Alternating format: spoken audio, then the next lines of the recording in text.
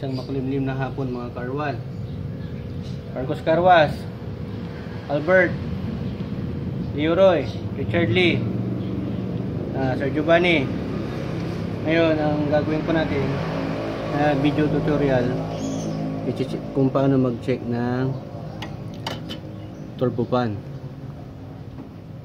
Kasi yung iba dyan hindi na na-check kung gumagana pa to. Kasi itong turbo fan dito, ano yan, automatic yan pag na-sense na yung temperature, yung required temperature, magsisindi yung ano natin, turbo fan natin. Ngayon, kung sira na tong sensor niya, yung temp sensor or heat sensor, whatever you may call this one, hindi na nagana yung fan natin. So kung hindi nagana yan, yung hangin na pinapasok niya doon sa intake o doon sa engine, mainit na. So ang purpose kasi nito yung fan natin para mapalamig muna yung hangin dito bago pumasok doon sa, kaya nga air intercooled, bago pumasok doon sa intake or doon sa combustion chamber. Kasi pag air cooled o fresh air, yung ano, malamig na hangin, mas nakakadagdag ng horsepower. Okay? So ngayon ang gagawin natin, i-check natin kung paano mag-check na kung gumagana pa tong temp sensor. All you need to do is have a heat gun or blower.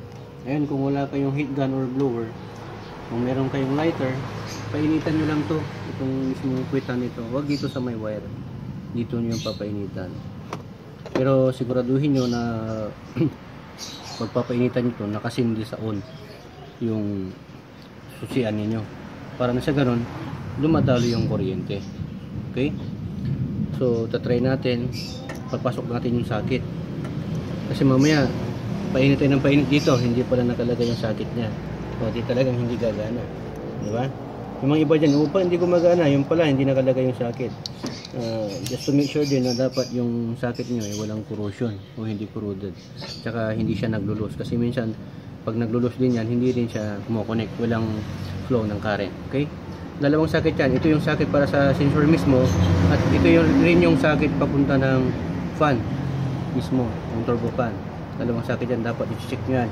Dapat meron din kayong tester para kagaya ng ganito, para ma-check ninyo kung gumagana tong socket bago nyo muna mati-check yung sensor. So sasaksak na natin tong heat gun lang ha. Ayan, painitan na natin ngayon. Ngayon papainitan natin yung temp sensor. Pag naabot niya na yung desired temperature, yung heat, mag-automatic yung fan, yung turbo fan, mag-automatic yan na mag-switch. Just to make sure, lagi ko inuulit na dapat nakasindi sa on yung ano niya, susian niya. Ayun, saglit lang, mag-automatic na, narinig nyo, kita ko sa inyo. Yan yung turbo fan niya, ikot. Nabili ko daw kay ano kay Francis D. Guzman. Kasama na yung motor sa yung fan. Mabilis yan, high speed yan. Sobrang lakas yung higop niya. Dapat, yan, namatay din agad. So yan, okay na, ganun lang pong pag-check. Pero kung good naman yung temp sensor ninyo, pero may sira naman yung sa armature o kaya dun sa ano mismo, sa may motor niya, hindi rin gagana yung fan. Kaya dapat lagi ring ano yan, tama yung pag-check ninyo. Pero at least napatunayan natin na good yung sensor natin. Okay, ito yung sensor kailangan din yan para mag-automatic to. Pero kung hindi na nagana to, kung gusto nyo i-bypass, gumawa kayo ng sariling switch, pwede rin, pasok nyo doon sa loob.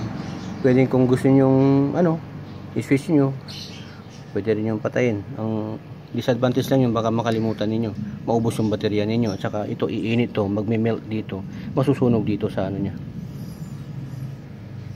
sa loob nya, o di mag-iinit yung mga ano nyo katawan yung ano pala, mga wire. So hanggang dito na lang po mga kaibigan natin, ano, at ako'y mag-shower muna. Ang init ng panahon, gaya ng katabi ko, mainitin ang ulo. Sige po, ingat always. Burntam signing off.